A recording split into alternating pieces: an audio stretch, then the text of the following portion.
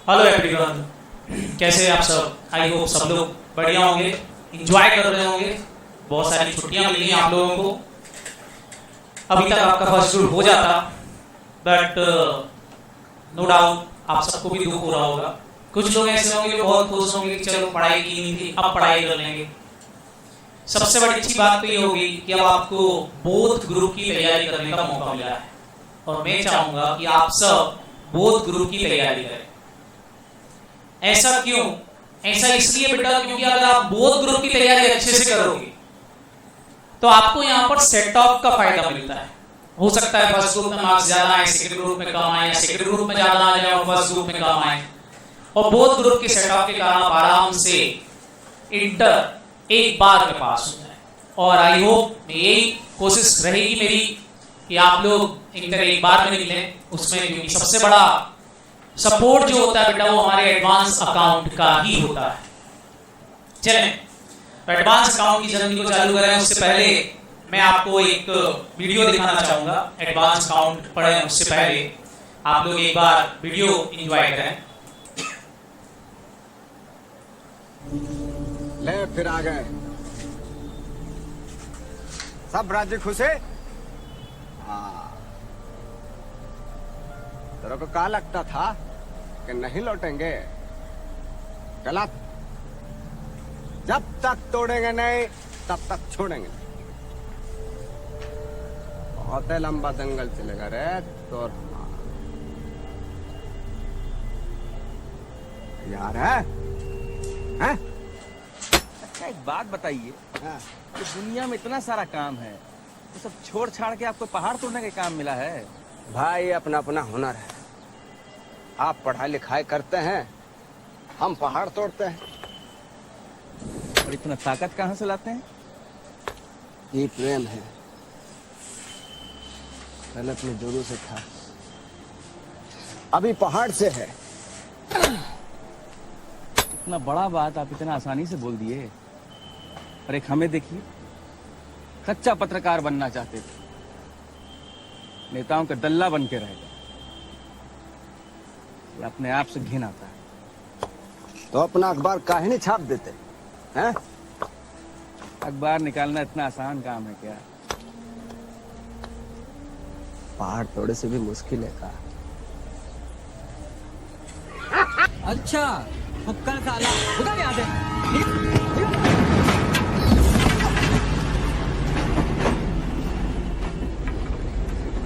बड़ी जागती हो गई भैया। ये लो चाय पियो। कोना बात नहीं, जाएंगे दिल्ली पैदल। घूम गया है का? हाँ तो अरे 1300 की नाप दीजिएगा। आपने वीडियो एंजॉय किया, आई होप इससे आपको कुछ सीख मिलेगी।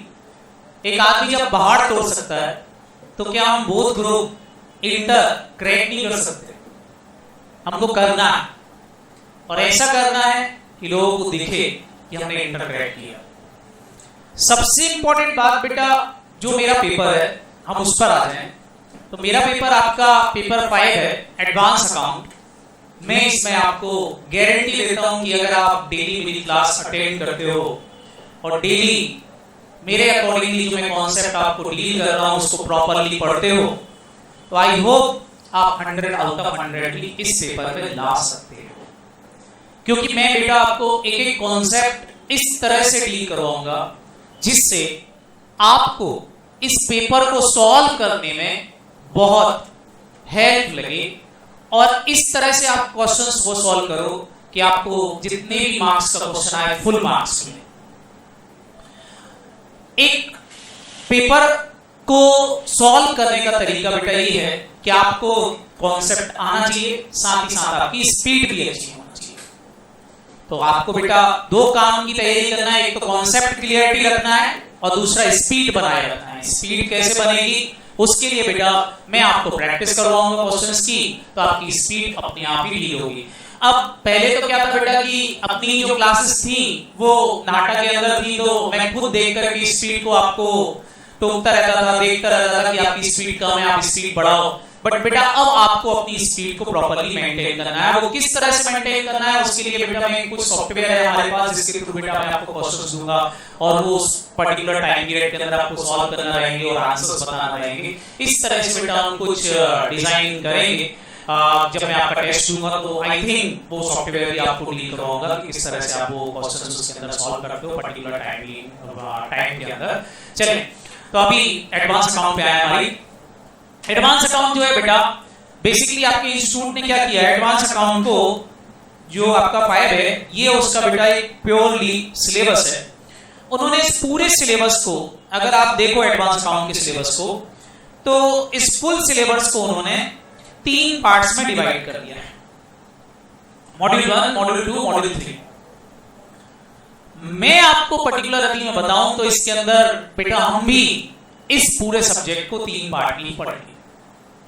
पहला पार्ट जो हमारा रहेगा बेटा वो है हमारा अकाउंटिंग स्टैंडर्ड, जिसमें हम केवल अकाउंटिंग स्टैंडर्ड डील करेंगे। अकाउंटिंग स्टैंडर्ड बेटा एग्जाम के अंदर आपके 33% का वेटेज रखते हैं, 33% का वेटेज रखते हैं। That is very very important.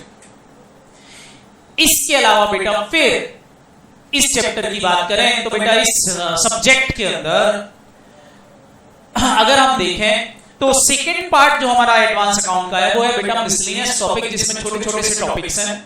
ये एग्जाम के अंदर हर एक टॉपिक 8 से 10 नंबर 12 नंबर तक कवर करता है। फिर अगर हम और आगे बढ़े थोड़ा सा तो बेटा ये है हमारे फाइनल अकाउंट्स, जिसके अंदर हम कुछ कंपनीज के फाइनल अकाउंट को प्रिपेयर करना सीखेंगे, वो यहां पर आते हैं। अब आप बोलोगे सर जब हमको ये कॉन्सेप्ट पढ़ना है, ये फाइनल अकाउंट पढ़ना है तो अकाउंटिंग स्टैंडर्ड इंस्टीट्यूट हमको क्यों पढ़ा? बेटा आपने अकाउंट के अंदर केवल अकाउंटिंग कॉन्सेप्ट ही पढ़े, लेकिन उन अकाउंटिंग कॉन्सेप्ट को फाइनल अकाउंट के अंदर किस तरह से डिस्क्लोज करेंगे, कोई भी आइटम किस तरह से P&L अकाउंट बैलेंस शीट में दिखाया जाएगा, ये सारी बातें बेटा हमको हमारे अकाउंटिंग स्टैंडर्ड बताते हैं। दूसरी इंपॉर्टेंट बात बेटा अकाउंटिंग स्टैंडर्ड ये भी बताते हैं कि बहुत सारी मेथड में से कौन सी अच्छी मेथड होती है जो आपको यूज करना चाहिए जिससे आपके फाइनल अकाउंट बेटर प्रेजेंटेशन दें, ट्रू एंड फेयर व्यूनेस आ सके आपके फाइनल अकाउंट्स के अंदर। इसलिए भी बेटा accounting standard is very very important. और सबसे अच्छी बात बेटा अभी आपको अकाउंटिंग स्टैंडर्ड पूरे के पूरे जो है बेटा इंटर के अंदर ही पढ़ना है।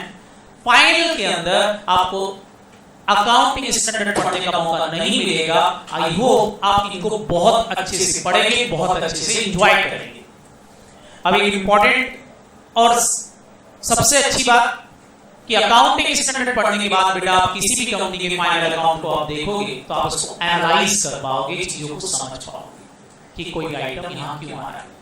आपने किसी भी कंपनी की एनुअल रिपोर्ट देखी होगी। एनुअल रिपोर्ट जो होती है बेटा वो आपको पता है कई सारे पेजेस में बनती है। उन सारे पेजेस के अंदर प्योरली अकाउंटिंग स्टैंडर्ड के अकॉर्डिंग ही डिस्क्लोजर्स होते हैं। तो फर्स्ट ग्रुप बेटा जो आपका था वो केवल अकाउंटिंग से रिलेटेड था, जिसमें आपने डेबिट और क्रेडिट सीखा था। लेकिन अगर मैं यहां पर बात करूं तो ये अकाउंट्स बेटा एडवांस अकाउंट जो है प्योरली, पार्टनरशिप को हटा दो यहां से, प्योरली कंपनी बेस्ड अकाउंट है कि कंपनी के अंदर अकाउंटिंग कैसे होती है। और डेबिट क्रेडिट नहीं, कंपनी के फाइनल अकाउंट किस तरह से होते हैं, कंपनी की स्टार्टिंग से लेकर के कंपनी के लिक्विडेशन तक के हर एक आइटम, हर एक ट्रांजैक्शन, हर एक इंपैक्ट को एडवांस अकाउंट आपको समझाएगा। इसलिए बेटा इसका नाम एडवांस अकाउंट रखा हुआ है। क्यों? क्योंकि अकाउंटिंग बेटा आपने छोटे बिजनेस से सीख ली, प्रोप्राइटरशिप बिजनेस देखा, पार्टनरशिप बिजनेस देखा, इसके अलावा स्पेशल अकाउंटिंग देखी, हायर परचेज जैसे ट्रांजैक्शन पढ़े आपने, और भी कई चीजें ब्रांच, डिपार्टमेंटल और पता नहीं क्या क्या फर्स्ट ग्रुप के अंदर आपने डील किया।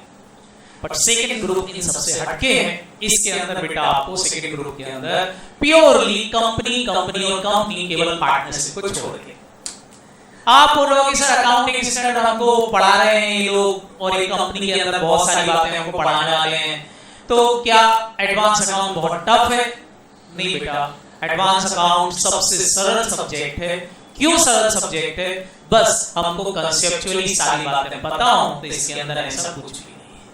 क्यों? क्योंकि बेटा यहाँ पर ना तो आपको डेबिट करना है ना क्रेडिट करना है, आपको जैसा रूल बताया जाए उस रूल के अकॉर्डिंगली सारी बातें डिस्क्लोज करना है। ये बिल्कुल वैसा हो गया जैसे स्कूल के अंदर जब आप लोग जाते हो और स्कूल के अंदर आपको कोई रूल समझाए जाते हैं कि देखो इस टाइम पे क्लास लगेगी, इस टाइम पर आपको क्लास के अंदर एंटर करना है, ये करना वो करना है। एक दिन आपको लगता है यार बड़ा लंबा काम है, लेकिन जब एक बार आप करते हो तो वो चीज आपको सरल लगने लगती है। और अच्छा क्लियरिटी से आपको समझाऊं तो बेटा ये बिल्कुल वैसा है जैसा आपने 12th क्लास के अंदर शेयर इशू वाली अकाउंटिंग पढ़ी होगी। तो पहले जब आपने फर्स्ट क्वेश्चन किया था आपने उसको सॉल्व करने के लिए bank account debit to share application account share application account debit to share capital, तो आपको लगा था यार ये तो बड़ी टफ एंट्रियां है। एक क्वेश्चन किया, दो क्वेश्चन किया, सारे क्वेश्चन जब आपने देखा कि ये एंट्रियां होना है यार इस चैप्टर के अंदर, तो आपको वो याद हो गई और आपने फटाफट उसको सॉल्व करना सीख लिया। सेम यहां पर बेटा हर एक क्वेश्चन हर एक चैप्टर के अंदर सेम अकाउंटिंग कांसेप्ट है। एक अकाउंटिंग कांसेप्ट में समझाऊंगा, उसके बाद बस बेटा आपको कैलकुलेशन आना चाहिए और कैलकुलेशन आने के बाद आप फटाफट वो चैप्टर सॉल्व कर सकते हो। It is very easy. चलिए तो अभी हम बेटा हमारे अकाउंटिंग स्टैंडर्ड की जर्नी चालू करते हैं। सबसे पहले मैं आपको यहाँ पर समझा दूं कि किस चैप्टर कितना कितना वेट रखता है ताकि आपको क्लियर रहे। मैं अकाउंटिंग स्टैंडर्ड 33 वेट बताए हैं। पार्टनरशिप के अंदर बेटा हमको डिसोल्यूशन ऑफ पार्टनरशिप है। क्वेश्चन बेटा 16 मार्क का भी आ सकता है, 12 मार्क का भी आ सकता है, डिपेंड ऑन सिचुएशन किस क्वेश्चन आ रहा है। ईसोप का क्वेश्चन ज्यादा नहीं बेटा 8 to 10 मार्क्स ही कवर करता है। बायबैक ऑफ सिक्योरिटीज की बात करें तो बेटा ये भी 8 to 10 मार्क्स कवर करेगा। अमलगमेशन की बात करें तो बेटा 16 मार्क का भी आ सकता है, 12 मार्क का भी पूछ सकते हैं, 6 मार्क्स का भी पूछ सकते हैं। डिपेंड ऑन सिचुएशन की क्वेश्चन कितने बड़े और कितने लेंथी और कितने छोटा पूछा गया है। Accounting for reconstruction of company और लिक्विडेशन ऑफ कंपनी की बात करें तो ये दोनों ही बेटा अकाउंटिंग एक तरह की लिक्विडेशन की अकाउंटिंग से रिलेटेड है। इसके अंदर यदि हम बात करें तो बेटा ये 10 मार्क्स के लगभग क्वेश्चंस यहां होंगे। बैंकिंग कंपनीज के अंदर बेटा अगर हम देखें तो 4 to 10 मार्क्स के अंदर क्वेश्चंस आते हैं, डिपेंड ऑन सिचुएशन क्वेश्चन कैसा आ रहा है। नॉन बैंकिंग फाइनेंशियल कंपनी की बात करें तो 4 मार्क्स कवर करेगी मैक्सिमम। कंसोलिडेटेड फाइनेंशियल स्टेटमेंट की बात करें तो 16 मार्क्स यहां से भी आते हैं। मतलब आपके पास देखा जाए तो 3 चैप्टर ऐसे हैं जो 16 नंबर के क्वेश्चन बना सकते हैं। वो है बेटा आपका एक कंसोलिडेटेड फाइनेंशियल स्टेटमेंट, दूसरा है बेटा आपका अमलगमेशन ऑफ कंपनीज और तीसरा है बेटा आपका पार्टनर्स। अगर मैं आपसे बोलूं केवल पासिंग मार्क्स चाहिए सर मेरे को तो 40 नंबर चाहिए, तो मैं तो आपसे बोल रहा हूं कुछ मत पढ़ो, अकाउंटिंग स्टैंडर्ड पढ़ लो, पार्टनरशिप पढ़ लो, पास तो कैसे हो जाओगे। बट पास होना इंपॉर्टेंट नहीं है बेटा, हमको तो इस तरह से पास होना है कि दुनिया हमको याद रखे। और उसका तरीका है कि आप थारोली पढ़ो, कुछ भी चीज मत छोड़ो, हर एक कॉन्सेप्ट को दिमाग में बिठा कि एग्जाम के अंदर कुछ भी आ जाए वो हमने पढ़ा तो इस होप के साथ बेटा हमको सारी तैयारी करना है। चले अभी मैं आपको अकाउंटिंग स्टैंडर्ड से बाहर लेके आता हूं और इस सारी चीजों से बाहर लेके आ जाता हूं। सबसे पहले मैं आपको ये बता दूं कि मैं आपको कैसे पढ़ाऊंगा। बेटा मैं आपको इस तरह से पढ़ाऊंगा कि सबसे पहले बेटा मैं कोई भी इनमें से टॉपिक लूंगा अकाउंट का, वो लूंगा। अकाउंट का टॉपिक जब खत्म हो जाएगा उसके बाद फिर मैं बेटा आपका एक अकाउंटिंग स्टैंडर्ड लूंगा। मतलब एक टॉपिक एक अकाउंटिंग स्टैंडर्ड, एक टॉपिक एक अकाउंटिंग स्टैंडर्ड। इस तरीके से बेटा हम हमारी एडवांस अकाउंट को फिनिश करेंगे। सर ऐसे कितने अकाउंटिंग स्टैंडर्ड है सेकंड ग्रुप में? ये देखें बेटा लाइन लगी हुई है, ढेर सारे अकाउंटिंग स्टैंडर्ड आपके सेकंड ग्रुप में डाल दिए। देखिए 4, 5, 7, 9, 14, 17, 18, 19, 20, 22, 24, 26, 29। इसके अलावा बेटा 21 consolidated financial statement is also cover in topic, वो बेटा हमारा अकाउंटिंग स्टैंडर्ड पीएन से कवर होगा। इसलिए मैं आपको बार-बार बोल रहा हूं बेटा accounting standard is very very important. चलो ठीक है, अभी आप सर हमको क्या पढ़ाने वाले हैं? आज हमारा फर्स्ट डे, हमको क्या पढ़ाएंगे आप बताएं। चले बेटा मैं आपको अभी जो डील करूंगा वो है बेटा हमारा एक टॉपिक जिसका नाम है आपका buyback of shares. Buyback of shares छोटा टॉपिक है, हम यहीं से स्टार्ट करेंगे बेटा बायबैक ऑफ शेयर्स से। सर बायबैक आप शेयर में अकाउंटिंग स्टैंडर्ड यूज नहीं होंगे? नहीं बेटा, अकाउंटिंग स्टैंडर्ड यूज नहीं होंगे आप। हाँ, डिस्क्लोजर के लिए शेड्यूल 3 जरूर एप्लीकेबल होगा। सर शेड्यूल 3 मतलब वो बैलेंस शीट P&L का फाइनल अकाउंट्स बनाना? हाँ बेटा, वही जो आपने फर्स्ट ग्रुप के अंदर शेड्यूल 3 पढ़ा है। अगर किसी ने शेड्यूल 3 नहीं पढ़ा है बेटा, तो मेरे YouTube चैनल पर शेड्यूल 3 पूरा डला हुआ है। आप स्टार्टिंग से लेकर के लास्ट तक शेड्यूल 3 देख लो, कभी भी आपको बैलेंस शीट P&L बनाने में कोई प्रॉब्लम नहीं होगी, यदि आपका वो पार्ट छूटा हुआ है तो सर यहाँ हमको कुछ नहीं करना बेटा, यहाँ हम अकाउंटिंग देखेंगे। अकाउंटिंग के अलावा यहाँ हम शेड्यूल 3 जो हमारा है उससे रिलेटेड कुछ कॉन्सेप्ट भी यहाँ पर हम देखेंगे। तो सर इस चैप्टर में हम पढ़ेंगे क्या? इस चैप्टर में बेटा हम सीखेंगे कि कोई कंपनी बायबैक कैसे करती है, बायबैक क्यों करती है, बायबैक जब वो करती है तो उसके कैलकुलेशंस कैसे होते हैं, उसकी अकाउंटिंग कैसे होती है, और उसको फाइनल अकाउंट के अंदर बैलेंस शीट P&L के अंदर किस तरह से उसको डिस्क्लोज किया जाता है। मतलब इतनी बातें बेटा हमको इस बायबैक ऑफ शेयर्स चैप्टर के अंदर पढ़ना है। सर ये तो हमने फर्स्ट ग्रुप के अंदर भी थोड़ा सा पढ़ा है। हाँ बेटा, आपने पढ़ा होगा बिल्कुल। Buyback according to companies act ही होगा बेटा। कंपनीज एक्ट या अकाउंटिंग स्टैंडर्ड दो चीजें ही हैं जो कंपनी को चलाती हैं, अकाउंट को चलाती हैं, कंपनी के अकाउंट को चलाती हैं। तो कहीं कंपनीज एक्ट लगेगा, कहीं अकाउंटिंग स्टैंडर्ड लगेंगे, इन्हीं को बेस बना के हमको पढ़ना है। ये जो मिसलेनियस टॉपिक मैंने आपको छोटे छोटे से बोले हैं, they are related to companies act topics, जिसके अंदर हम कंपनीज एक्ट के प्रोविजन सीखते हैं। अब बेटा कई बार बोथ ग्रुप देने का हमको फायदा भी मिलता है। क्या फायदा मिलता है? जैसे बायबैक के सेक्शंस, फर्स्ट ग्रुप केवल जो दे रहे हैं उनको रटना पड़ते हैं, सेकंड ग्रुप जो दे रहे हैं और फर्स्ट ग्रुप दोनों दे रहे हैं उनको रटना नहीं पड़ते। बायबैक टॉपिक अपने आप में है, तो यहीं से वो सारे सेक्शंस अपने आप याद हो जाते हैं। तो हमको कुछ याद करने की जरूरत ही नहीं होती, क्योंकि कॉन्सेप्ट हमको यहीं से क्लियर हो जाते हैं। इसलिए बेटा बोथ ग्रुप देने के फायदे भी होते हैं। चल अभी हम स्टार्ट करते हैं बेटा हमारा buyback. What is buyback sir? Buyback क्या होता है बेटा? आपको इशू ऑफ शेयर्स पता होगा। इशू ऑफ शेयर्स क्या होता है सर? हमने पढ़ा हुआ है, जिसमें कंपनी पब्लिक से पैसा लेती है और अपनी शेयर सर्टिफिकेट देती है। जस्ट उसका उल्टा करते हैं। मतलब कंपनी क्या करे? शेयर होल्डर को पेमेंट करे, शेयर होल्डर को पेमेंट करे, शेयर होल्डर को क्या कर दे बेटा? पेमेंट दे दे, पैसा दे, और अपने शेयर सर्टिफिकेट वापस ले। That is your buyback of shares. इसको हम क्या बोलेंगे? Buyback of shares.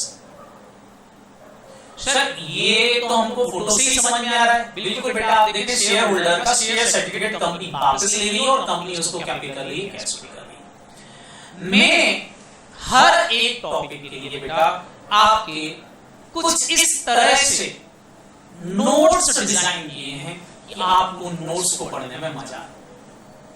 हर एक चैप्टर के नोट्स मैंने आपको बेटा कलरफुल बना के दे रहा हूं, ताकि आप उनको पढ़ें, क्योंकि आपके स्टडी मटेरियल के अंदर आपको ब्लैक एंड व्हाइट देखते देखते नींद आ जाती और पिक्चर्स हमको ज्यादा याद रहती। इसलिए बेटा मैंने आपके नोट्स कुछ पिक्चर्स पॉइंट ऑफ व्यू बनाए हैं। चलें अभी हम बात कर रहे हैं बायबैक की। तो बायबैक का मतलब आपको समझ में आ गया होगा कि बायबैक मतलब क्या?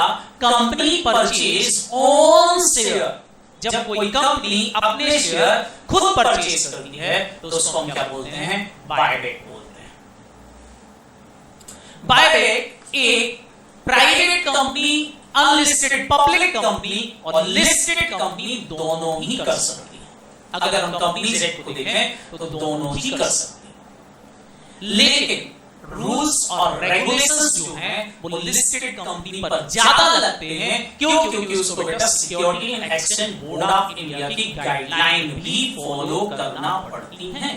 इसलिए बेटा उसके ऊपर भी मेन इंपॉर्टेंट बात बेटा बायबैक के प्रोविजंस एप्लीकेबल होते हैं। आप बोलोगे सर ये क्या है? कौन कौन से प्रोविजन, कौन कौन से सेक्शंस लगेंगे। तो सबसे पहले बात कर रहा हूं बेटा एक अनलिस्टेड कंपनी और प्राइवेट कंपनी की। अनलिस्टेड कंपनी और प्राइवेट कंपनीज के ऊपर जो रूल्स और रेगुलेशंस एप्लीकेबल होते हैं बेटा वो है section 68, section 69, section 70 of companies act 2013 plus rule 17 of company shares and debenture rule 2014।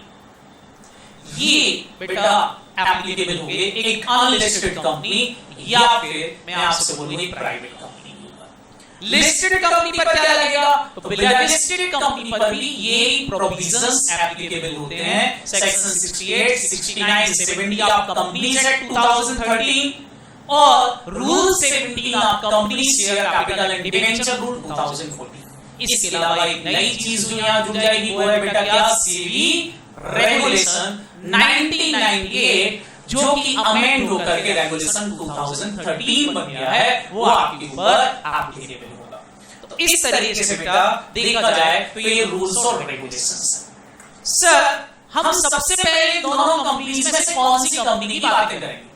बेटा बेसिकली ज्यादा डिफरेंस नहीं है, हम दोनों ही साथ साथ पढ़ेंगे, लेकिन पहले हम पढ़ेंगे बेटा छोटी कंपनी की बात करेंगे। छोटी कंपनीज जो होती है बेटा उनके बायबैक कैसे होती है, उनकी अकाउंटिंग कैसे होती है, फिर हम बड़ी कंपनीज पढ़ाएंगे, सेबी के कुछ रूल्स भी पढ़ेंगे। उसके अकॉर्डिंगली हम बेटा बायबैक को डील करेंगे। मतलब बायबैक के अंदर अगर मैं आपसे बोलूं तो बायबैक के अंदर जो हम पढ़ने वाले हैं वो क्या क्या पढ़ने वाले हैं बेटा बायबैक के अंदर अगर हम देखें तो सबसे पहले हम बायबैक के अंदर पढ़ने वाले हैं बेटा आपकी कौन सी अनलिस्टेड कंपनीज से रिलेटेड बातें। अब मैं आपसे पूछूं बता बेटा अनलिस्टेड कंपनीज पर क्या क्या कौन कौन से रूल्स एप्लीकेबल हैं, कौन कौन से प्रोविजंस एप्लीकेबल होते हैं। तो आपको पता है अनलिस्टेड कंपनी पर सेबी गाइडलाइन नहीं लगेगी, उसके ऊपर क्या लगेगा सेक्शन 68, 69, 70 ऑफ कंपनीज एक्ट 2013 और रूल 17 ऑफ सब company share capital and debenture rule 2014।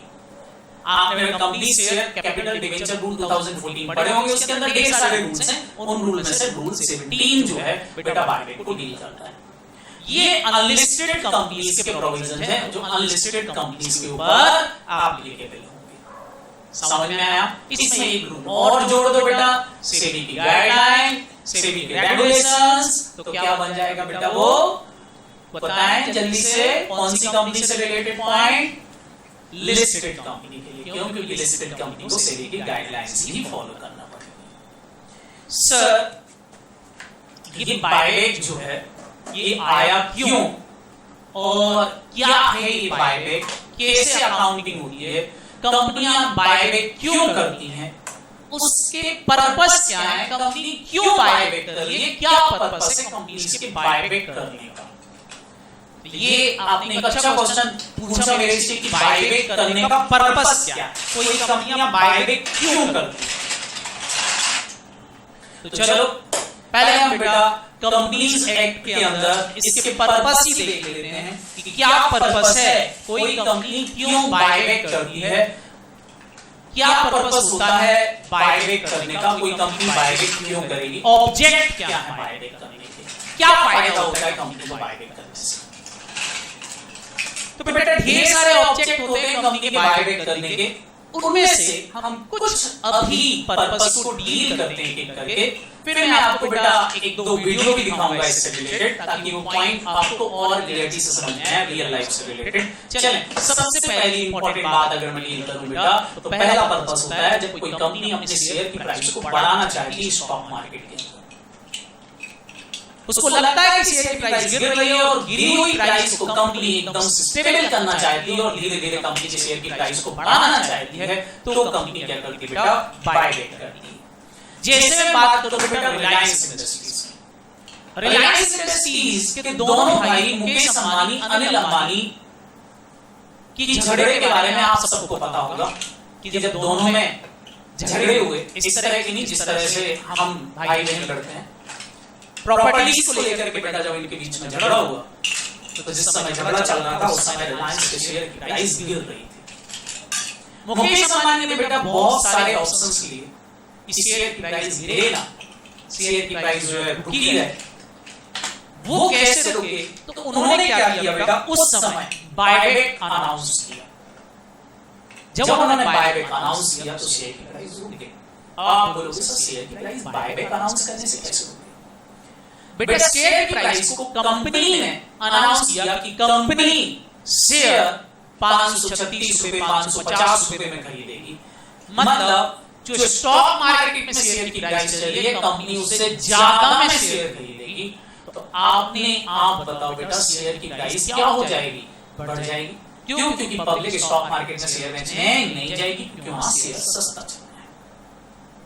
और भी देख सकते हैं बेटा जैसे टीसीएस, हम टीसीएस की बात करें तो टीसीएस भी अभी कुछ समय पहले उसने शेयर प्राइस अनाउंस की थी बेटा कि वो 2100 रुपए में शेयर्स खरीदेगा, 2100 रुपए में शेयर्स का बायबैक करेगा।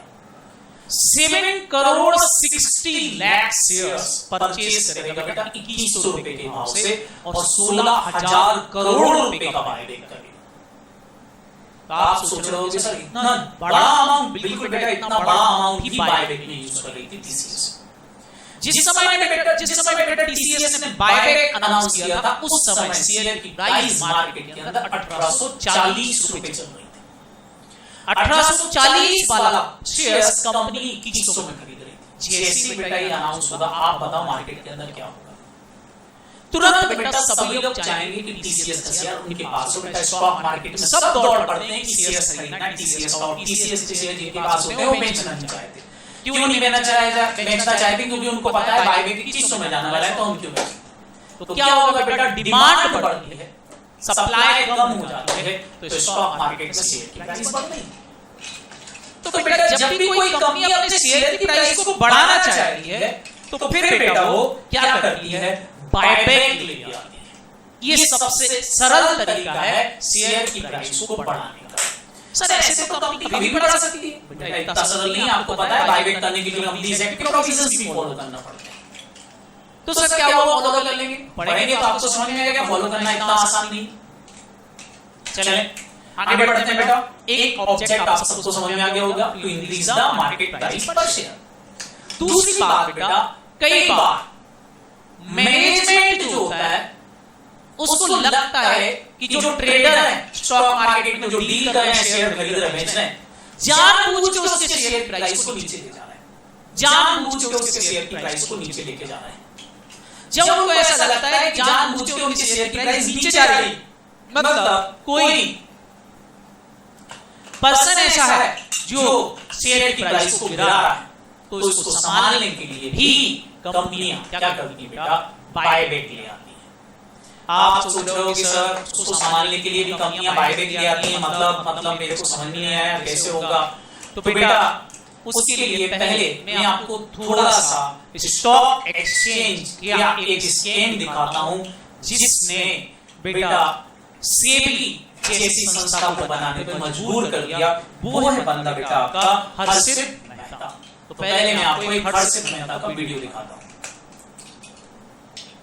मेहता स्कैम के बारे में। इस स्कैम को सिक्योरिटी स्कैम भी कहा जाता है। हर्षद मेहता एक पीएन का बेटा था। उसका जन्म बहुत ही गरीब परिवार में हुआ और जिस समय वो मुंबई में आया तो उसकी जेब में सिर्फ 40 रुपए थे। पर कुछ ही सालों में Harshad Mehta Bombay stock exchange market का सबसे ज़्यादा पावरफुल और इन्फ्लुएंशियल ब्रोकर बन गया और उसके पास इतनी लग्जरी गाड़ियाँ थी कि इंडिया के सबसे ज़्यादा अमीर लोग भी उसके सामने छोटे दिखाई पड़ते थे। लेकिन बाद में ये पता चला कि उसने ये वेल्थ धोखे से इकट्ठी की थी। जो व्यक्ति शहर में $1 के साथ आया था उसकी साल की कमाई अब $8 बिलियन हो गई थी। लेकिन बाद में हर्षद मेहता दोषी करार दिया गया और उसकी मृत्यु भी जेल में ही हो गई। तो आइए जानते हैं ये सब कैसे हुआ। मैं आपको बहुत ही सिंपल तरीके से इस स्कैम को समझाऊंगा। एज्यूम कीजिए कि इस समय के फिक्स डिपॉजिट का रेट ऑफ इंटरेस्ट है 9% और मान लीजिए कि आपने अपने अंकल को कन्विंस कर लिया है कि वो आपको 1 करोड़ रुपए दें जिसका आप उन्हें 10% इंटरेस्ट दोगे। तो वो अंकल भी खुश हो जाएंगे कि उन्हें बैंक से 1% ज़्यादा इंटरेस्ट मिल रहा है और वो खुशी खुशी आपको पैसे दे देंगे। अब मान लीजिए कि आपको एक ऐसे सोर्स के बारे में पता है या कोई ऐसा मेथड है जहाँ से आप आराम से 18% इंटरेस्ट कमा सकते हो। आपको करना क्या होगा कि 1 साल के लिए आप उस अमाउंट को उस सोर्स के पास रख दोगे और साल के एंड में आपको 18 लाख मिल जाएंगे, जिसमें से आप 10 लाख उस अंकल को दे दोगे और बाकी बचे 8 लाख अपने पास रखोगे। इससे अंकल भी खुश हो और आप भी खुश, है ना? यही एक सिंपल लॉजिक है हर्षद मेहता स्कैम के पीछे, जिसने 90s के दशक में इंडियन स्टॉक मार्केट को हिलाकर रख दिया था। हालांकि इस स्कैम को स्टॉक मार्केट स्कैम कहा जाता है, पर असल में इस स्कैम से बैंकिंग सिस्टम को सबसे ज़्यादा नुकसान हुआ। सबसे पहले आपको जानना होगा कि गवर्नमेंट बॉन्ड क्या चीज़ है। गवर्नमेंट बॉन्ड का मतलब है एक तरह की इन्वेस्टमेंट जैसे कि फिक्स डिपॉजिट, जिसमें गवर्नमेंट आपको अच्छे रिटर्न्स देती है। एक्चुअली 1990s के टाइम में ये रूल था कि हर बैंक को एक मिनिमम अमाउंट गवर्नमेंट के बॉन्ड्स में इन्वेस्ट करना होता था। डेली अमाउंट इस मिनिमम अमाउंट से कम हो सकती थी, पर एक वीक में इन्वेस्टमेंट की एवरेज इस अमाउंट से ज़्यादा होनी ज़रूरी थी। आप इसे ऐसे समझ सकते हैं कि जैसे आजकल हर बैंक ने एक मंथली एवरेज मिनिमम अमाउंट आपके अकाउंट में होनी ज़रूरी कर दी है, नहीं तो आपको चार्जेस पड़ते हैं। उस समय भी कुछ ऐसा ही सिस्टम था। तो अब जिन बैंक्स का वीकली एवरेज उस मिनिमम अमाउंट से कम होता था, वो ऐसे बैंक से बॉन्ड्स खरीद लेते थे जिनका एवरेज ऑलरेडी उस मिनिमम अमाउंट से ज़्यादा होता था, ताकि उनका अपना भी एवरेज बढ़ सके। अब ये ज़्यादा एवरेज वाला बैंक ऑब्वियसली ज़्यादा इंटरेस्ट की डिमांड करेगा जब भी वो बॉन्ड्स को दूसरे बैंक्स को देगा, और कम एवरेज वाले बैंक को किसी भी हालत में वो पैसे चाहिए होते थे, तो उनके पास भी इस इंटरेस्ट को मानने के अलावा कोई चारा नहीं था। और ये दोनों बैंक्स के बीच में ये इंट्रैक्शन 1 to 1 नहीं होता था, बट बीच में एक ब्रोकर ही ये इंट्रैक्शन करवाता था। और यही वो टाइम था जब हर्षद मेहता ने इस पूरे सीन में अपनी ग्रैंड एंट्री की। इस समय तक हर्षद मेहता एक टॉप ब्रोकर बन चुका था और टॉप बैंकर्स भी उस पर ट्रस्ट करते थे, जैसे कि वो अंकल आप पर ट्रस्ट करते थे। इस स्टोरी को रिलेट करते रहिए अपने अंकल वाली स्टोरी के साथ। अब मंडे को हर्षद मेहता बायर बैंक के पास जाता था और उनको प्रॉमिस करता था कि अगले दिन वो उनको जितने बॉन्ड्स चाहिए होते थे वो ला के दे देगा, पर एक कंडीशन पे कि बायर बैंक सारे चेक हर्षद मेहता के नाम पर काटेगा, ना कि सेलर बैंक के नाम पर। और फिर वो सेलर बैंक के पास जाता था और उनको कहता था कि वो जल्दी से जल्दी बॉन्ड्स तैयार करें, और उनको कहता था कि वो उनको फ्राइडे तक ज़्यादा इंटरेस्ट पर पैसे वापस कर देगा, और वो भी आराम से मान जाते थे। इसे वैसे ही समझिए जैसे आपने अपने अंकल को 1% ज़्यादा इंटरेस्ट देने की बात कही थी। तो अगर हम इस स्टोरी और आपकी स्टोरी को रिलेट करें तो आप हर्षद मेहता हो, सेलर बैंक आपके अंकल हैं, और बायर बैंक वो सोर्स है जहां से आपको 18% का रिटर्न मिल रहा था। हर्षद मेहता ने ऐसी बहुत सी ट्रांजैक्शंस की और इन पैसों को यहाँ से वहाँ ऐसे किया कि हर बार उसके पास कुछ अमाउंट ज़रूर बच जाता था। जैसे कि आपको 8 लाख बच गया था। वो इस मनी को यूज़ करता था बड़ी बड़ी कंपनीज़ के शेयर्स की वैल्यू को मैनिपुलेट करने में, जिससे उसको बहुत ज़्यादा प्रॉफिट होने लगा। उनमें से कुछ कंपनीज थी ACC, स्टीराइल और वीडियोकॉन। उसने ऐसे करते करते ACC के एक शेयर की अमाउंट 200 रुपीज़ से 9000 रुपीज़ कर दी थी, यानी कि 4400 रुपीज़ का परसेंटेज इंक्रीज़। मार्केट एकदम से ऊपर उठी और शेयर मार्केट वाले बुल्स दौड़ने लगे। उस समय हर कोई, चाहे वो एक बिजनेसमैन हो या एक चाय वाला, सब स्टॉक्स को डिस्कस करते हुए नजर आने लगे। हर्षद मेहता एक लग्जूरियस लाइफ स्पेंड कर रहा था। उसने एक सी फेसिंग घर वोरले में खरीदा जिसका एरिया 15,000 स्क्वायर फीट था, जिसमें एक गोल्फ पैच था और एक स्विमिंग पूल भी था। ये एक ऐसा लाइफस्टाइल था जो उस टाइम गिनती के कुछ लोग ही अफोर्ड कर सकते थे। अगर गाड़ियों की बात करें तो हर्षद मेहता के पास एक Toyota Lexus, Toyota Corolla, Toyota Corsa, Toyota Starlet और ऐसी बहुत सी महंगी महंगी गाड़ियाँ थी। तो आइए अब जानते हैं कि इस स्कैम के बारे में पता कैसे चला। अप्रैल 23, 1992 में एक जर्नलिस्ट सुचेता दलाल ने टाइम्स ऑफ इंडिया के एक कॉलम में हर्षद मेहता के इस फ्रॉड करने वाले कामों के पर्दाफाश किया। इसी समय बैंक्स को ये रियलाइज़ हुआ कि उनको लूटा जा रहा था। स्टॉक मार्केट कोलैप्स हो गई और लाखों की गिनती में इन्वेस्टर्स बैंकरप्ट हो गए, जिनका पैसा स्टॉक मार्केट में डूब चुका था। विजय बैंक के चेयरमैन ने अपने बैंक के ऑफिस के टॉप फ्लोर से छलांग मारकर सुसाइड कर लिया, क्योंकि इस स्कैम में उसका भी बहुत बड़ा हिस्सा था, क्योंकि उसने हर्षद मेहता के नाम पर इलीगल चेक्स इशू किए थे। बाद में सुचेता दलाल को इस स्कैम को एक्सपोज करने के लिए पद्मश्री अवार्ड भी दिया गया। 9 नवंबर 1992 को हर्षद मेहता को अरेस्ट कर लिया गया और उनको थाने जेल में बंद कर दिया गया, जहां उनकी 31 दिसंबर 2001 को मृत्यु हो गई। आइए अब जानते हैं कि इस स्कैम ने इंडियन स्टॉक मार्केट पर क्या प्रभाव डाला। इस स्कैम से इंडियन स्टॉक मार्केट में काफ़ी अच्छे चेंजेस आए। स्टॉक एक्सचेंजेस को रेगुलेट करने के लिए उस समय की गवर्नमेंट ने security and exchange board of India SEBI को एस्टेब्लिश किया। NSE सेटअप की गई, जिससे पूरे सिस्टम में ट्रांसपेरेंसी लाई जा सकी।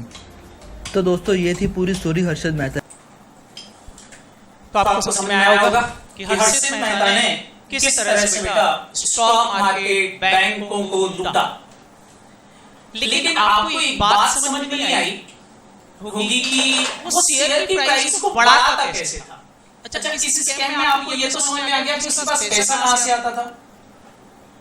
डेली फॉरवर्ड स्कीम के थ्रू रेडी फॉरवर्ड स्कीम के थ्रू पैसा लेके आता था और उसका पैसे का यूज कहां करता था? स्टॉक मार्केट में करता था। ये तो आपको समझ में आया होगा। लेकिन उसमें आपको वीडियो में बताया कि शेयर की प्राइस इंक्रीज करता था, बट वो किस तरह से शेयर प्राइस को इंक्रीज करता था वो हम समझते हैं। एक बात और तुमको समझ में आई होगी कि उस समय सेबी जो थी वो थी नहीं। सेबी कब बनी? उसके पकड़े जाने के बाद। बायोटेक सेक्शन कब डाले गए? उसके पकड़े जाने के बाद। इसने बेटा कंपनीज एक्ट में, स्टॉक मार्केट में, शेयर्स में इतने ज्यादा चेंजेस करवाए जिसके कारण बेटा आज हमारा स्टॉक मार्केट जो है वो प्रॉपर्ली चल रहा है। चले पहले मैं आपको समझाऊं कि स्टॉक मार्केट रन कैसे होता है। चले समझते हैं स्टॉक मार्केट किस तरह से रन होता है। स्टॉक मार्केट मतलब बेटा जस्ट लाइक अ सब्जी मंडी। जैसे आपकी वेजिटेबल जहां पर बिकती है वो मंडी होती है, वैसी बेटा स्टॉक मार्केट है, वहां पर शेयर खरीदे बेचे जाते हैं। जैसे आप बेटा कभी वेजिटेबल खरीदने गए होंगे तो क्या सेम भाव हर शॉप पर होता है? जैसे आपको पोटैटो खरीदना है, एक आइटम है पोटैटो, क्या पोटैटो का प्राइस सेम शॉप पर एक जैसा ही रहेगा कि अलग अलग रहता है? तो आप बोलोगे सर अलग अलग रहता है, सेलर सब अलग अलग भाव में बेचना पसंद करते हैं।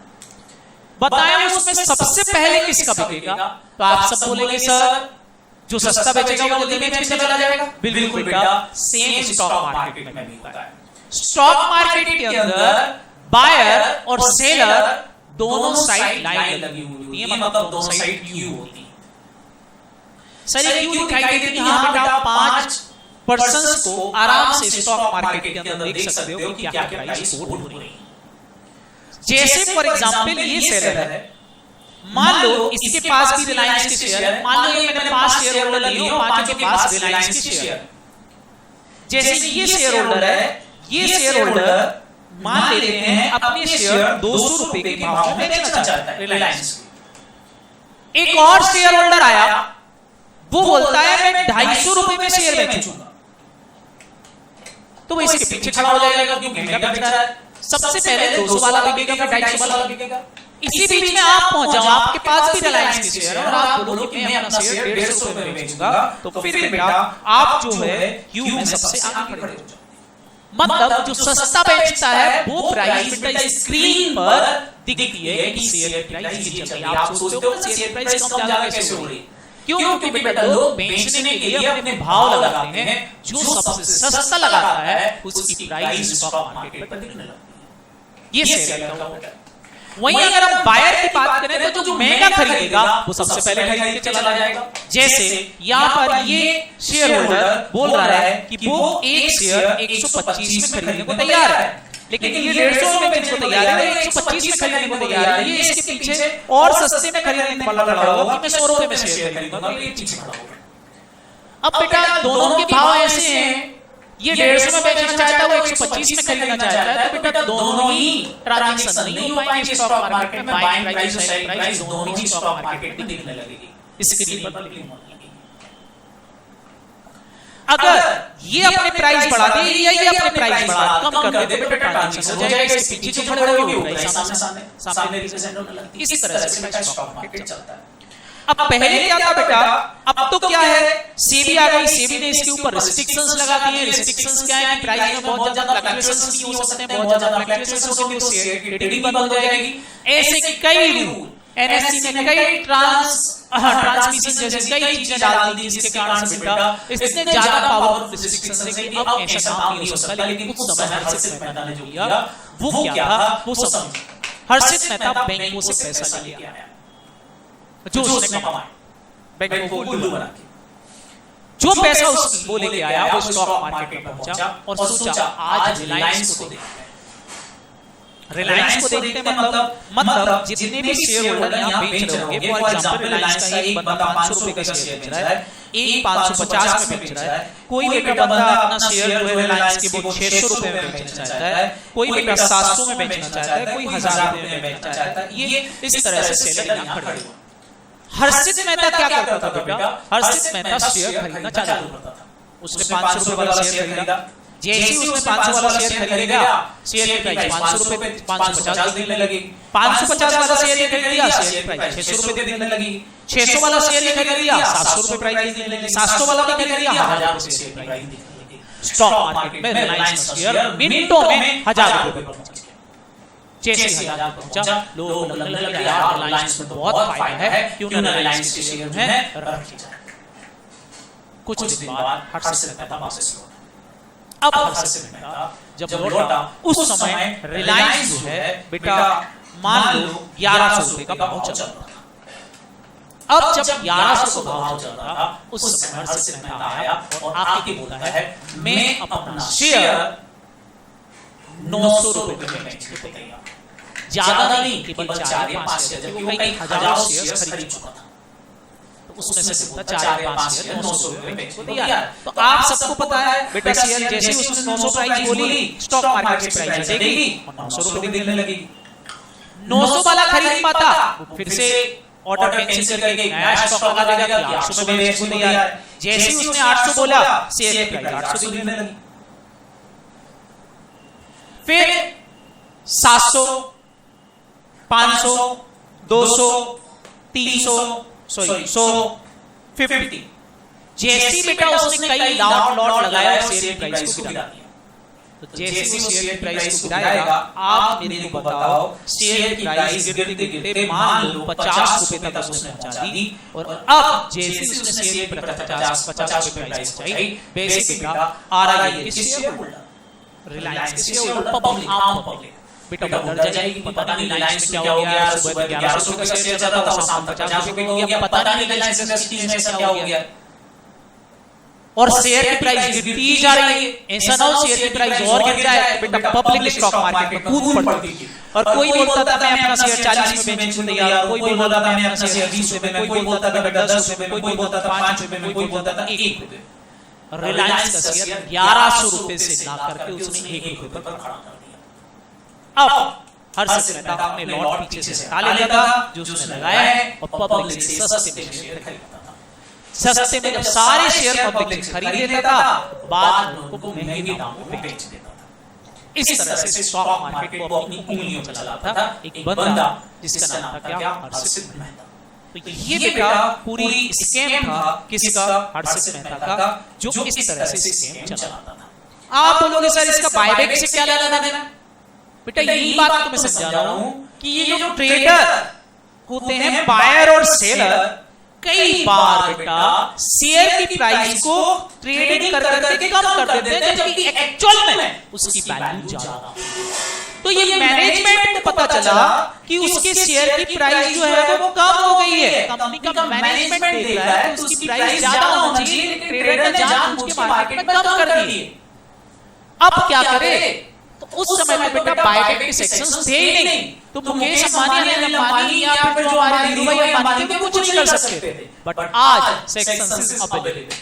स्टॉक मार्केट में जैसे ट्रेडर ने प्राइस कम कर दी बेटा बाइंग सेलिंग करके, अगर ये उसी समय कंपनियां बायबैक ले आए, मतलब बोलेंगे कि महंगे में शेयर खरीदने के लिए है, तो स्टॉक मार्केट में कोई शेयर बेचने नहीं जाएगा और अपने आप ही पब्लिक डरेगी नहीं। क्यों? क्योंकि पब्लिक को पता चल जाएगा कि शेयर अगर कंपनी महंगे में खरीद रही है तो इसका मतलब शेयर की वैल्यू तो होगी, तब तो कंपनी शेयर ज्यादा में खरीद रही। तो कोई भी स्टॉक मार्केट में शेयर बेचने जाएगा, शेयर की प्राइस अपने आप क्या हो जाएगी, बढ़ जाएगी। तो मैनेजमेंट को लगता है कि अगर ट्रेडर शेयर की प्राइस को गिरा रहे हैं, शेयर की प्राइस को गिरा रहे हैं, तो फिर बेटा वो शेयर की प्राइस को बढ़ाने के लिए बायबैक ले आएंगे। और जैसे ही बायबैक आएगा शेयर की प्राइस बढ़ना चालू हो जाएगी। तो ये बेटा दो रीजंस हो गए, पर्पस हो गए कि कंपनी इस कंडीशन में भी बायबैक ले आती है। सर और क्या रीजन हो सकता है? सेकेंड रीजन है बेटा कंपनी अपनी ईपीएस को बढ़ाना चाहती, अर्निंग पर शेयर को बढ़ाना चाहती। अगर कोई कंपनी अपनी अर्निंग पर शेयर को बढ़ाना चाहती है तो बेटा वो अपने अर्निंग पर शेयर को भी बढ़ा सकती है। आप बोलोगे सर कैसे अर्निंग पर शेयर को बढ़ा सकती है, जरा समझाओ। तो बेटा आपको पता है अर्निंग पर शेयर का फॉर्मूला क्या होता है? अर्निंग पर शेयर मतलब speed of earning of company. Company की अर्निंग स्पीड क्या है, या एक शेयर होल्डर के लिए कंपनी ने कितना कमाया है। तो अर्निंग पर शेयर का फॉर्मूला क्या होता है? तो होता है बेटा earning available to equity divide by number of equity shares. इसकी मदद से बेटा हम क्या निकाल सकते हैं? ईपीएस निकाल सकते हैं, उसकी अर्निंग स्पीड निकाल सकते हैं। फॉर एग्जांपल अभी जैसे मैं एक एग्जांपल लूं तो आपको ये बात समझ में आ गई होगी कि ईपीएस नंबर ऑफ शेयर से डिवाइड करने के बाद निकलता है। फॉर एग्जांपल जैसे ये कंपनी है, कंपनी ने बेटा 30,000 की प्रॉफिट कमाई और अभी मैं आपसे बोल रहा हूं कंपनी के पास इतने ही शेयर होल्डर हैं जो यहां दिख रहे हैं 1 2 3 4 5। तो बताओ अगर 30,000 रुपए 5 लोगों को बांटना है तो एक शेयर होल्डर को कितना मिलेगा? आपने डिवाइड बाय 5 कर दिया, आपको समझ में आ गया होगा कि अर्निंग पर शेयर जो है बेटा 6,000 रुपीस आ गया। मतलब एक शेयर होल्डर को 6,000 रुपए मिलेंगे। लेकिन अगर कंपनी किन्हीं शेयर होल्डर से शेयर खरीद कर उन शेयर सर्टिफिकेट को डिस्ट्रॉय करके फेंक दे। फॉर एग्जांपल उन्होंने 2 शेयर होल्डर से अपने शेयर्स खरीद लिए, तो अब बताएं बेटा नंबर ऑफ शेयर्स केवल कितने बचे? देखा जाए तो नंबर ऑफ शेयर्स केवल कितने बचे? 3। और अब 3 शेयर होल्डर का अगर आप अर्निंग पर शेयर निकालो 3 से डिवाइड करके निकालो तो आप देखें बेटा प्रॉफिट वही है 30,000, उतने ही प्रॉफिट में अब देखें बेटा ईपीएस जो है सेम प्रॉफिट होते हुए भी 10,000 रुपए हो गया है। और 10,000 रुपए पर शेयर होने का मतलब ये है कि कंपनी जो है एक शेयर होल्डर ये 10,000 रुपए कमा सकती है अगर कोई शेयर होल्डर उस कंपनी में साल भर पैसा लगा के रखे। तो कंपनी की अर्निंग स्पीड 10,000 रुपए। आप देखिए बेटा बायबैक से ईपीएस बढ़ने, सर ईपीएस बढ़ने से फायदा क्या होगा बेटा? ईपीएस बढ़ने से बहुत फायदा होगा। आप एफएक्ट के अंदर पढ़ोगे P ratio, price earning ratio, मतलब कंपनी की मार्केट प्राइस कंपनी की ईपीएस पर भी डिपेंड करती है। मतलब अगर उसका ईपीएस बढ़ेगा तो शेयर की प्राइस भी बढ़ेगी। क्यों? क्योंकि हर कोई कंपनी इस कंपनी में, हर कोई शेयर होल्डर इस कंपनी के अंदर इन्वेस्ट करना पसंद करेगा। तो इस तरीके से बेटी शेयर की प्राइस क्या हो सकती है? इंक्रीज हो सकती है, बढ़ सकती है। ये भी एक रीजन होता है बेटा बायबैक करने का। सर और क्या रीजंस होते हैं बेटा? To increase promoter holding. Company अपने प्रमोटर्स की होल्डिंग को इंक्रीज करना चाहती है। सर प्रमोटर्स की होल्डिंग को इंक्रीज करने से फायदा क्या? बेटा आपने नाम सुना होगा टाटा और कोरस। कोरस कंपनी जो है बेटा वर्ल्ड की टॉप मोस्ट कंपनी थी जो आयरन में डील करती थी। टाटा भी आयरन में डील करता था। टाटा कोरस वालों के पास गए और जाके बोलते हैं कि मेरे को आपके साथ में काम करना है। लेकिन कोरस को घमंड था क्योंकि ये तो बेटा पूरे वर्ल्ड वाइड प्रोजेक्ट चल रहे थे। तो उन्होंने टाटा को बता दिया। टाटा को ये बात पसंद नहीं आई। टाटा ने अपनी सारी कंपनीज जितनी भी टाटा ग्रुप की कंपनीज है सबको ऑर्डर दिया कि कोरस के शेयर जिस दाम पर ले लें, जहां पर ले खरीदना चालू करो। बेटा उन्होंने अपने शेयर्स खरीदना चालू किए और एक दिन ऐसा आया जब कोरस की 50% से ज्यादा होल्डिंग टाटा के पास थी। फिर टाटा जी गए और जाकर बोलते हैं कि अब बोलो क्या बोलते हो। क्यों? क्योंकि उन्होंने उस कंपनी पर कंट्रोल ले लिया और प्रमोटर्स को पता ही नहीं चला कि टाटा ग्रुप जो है कोरस कंपनी का मालिक बन चुका है। सेम बेटा अगर अभी मैं बात करूं तो रिलायंस की बात करूं, जैसे कि मैंने आपसे बोला था रिलायंस का बायबैक आया था, तो आप देखें बेटा रिलायंस का जो बायबैक आया था उसको हम देखें तो ये रिलायंस का बायबैक ऑफर है। जब रिलायंस लेके आई थी तो उस समय बेटा ओल्ड एक्ट था, ओल्ड एक्ट के समय की बात है। उस समय की बात बताऊं तो बेटा उस समय बायबैक के पहले मुकेश अंबानी और अनिल अंबानी की जो बायबैक के पहले होल्डिंग थी वो 46.40% थी रिलायंस इंडस्ट्रीज में। बायबैक के बाद उनकी होल्डिंग बढ़ के 48.15 हो गई थी। सर बायबैक पर तो शेयर खरीदते प्रमोटर्स ने अपनी होल्डिंग कैसे बढ़ा दी? वही वाली बात तो बेटा मेरे को आपको यहां समझाना है। देखिए बेटा यहां पर अगर हम इस चीज को समझें तो आप इस तरीके से कॉन्सेप्ट को समझ सकते हो कि जैसे फॉर एग्जांपल मैं आपसे बोलूं कि ये पब्लिक है और ये बेटा रिलायंस इंडस्ट्रीज है। कुछ समय के लिए ऐसा मान लो कि total number of share RIL में 1 lakh, total number of shares RIL में 1 लाख, ये आपके टोटल नंबर ऑफ शेयर्स,